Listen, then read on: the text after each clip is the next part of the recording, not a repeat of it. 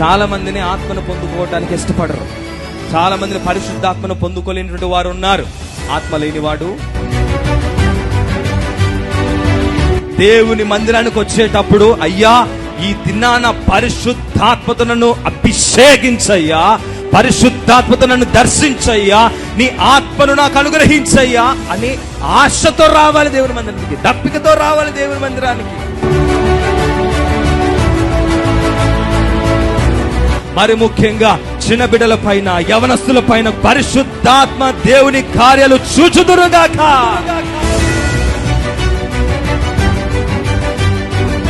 ఈ సంఘంలో ఉన్న యవనస్తులు ఎవరు కూడా తొట్టిల్లకూడదు.